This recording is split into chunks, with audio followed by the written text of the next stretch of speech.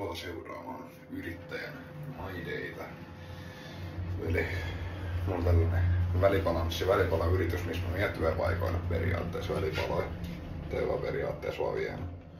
Tässä on loput kamppeet autoa ja sitten mennään. No niin, tässä ollaan nyt autoon päästy ja siellä on tavaraa ja sitten takakontis loput.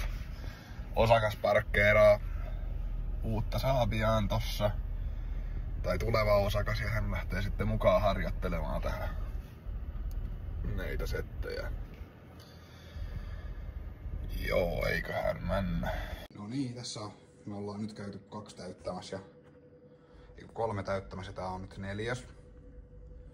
Tuolta se näyttää, tosiaan unohdin ottaa vähän niinku video näistä täytöistä ja sellaisista, mutta mä otan sitten ensi paikassa näitä, miltä se näyttää tyhjänä ja miltä täytenä, mut tommottiselta se näyttääpi nytten. Ja tosiaan Turun alueella ollaan näitä niinku pääosi toimintaa, mutta myös saadaan ehkä pian toimintaa Poriinkin.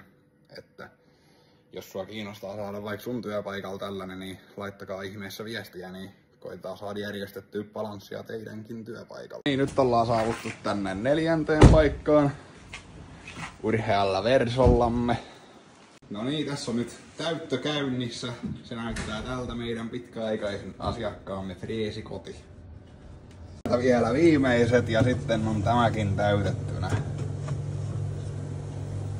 Oi että, siltä näyttääpi.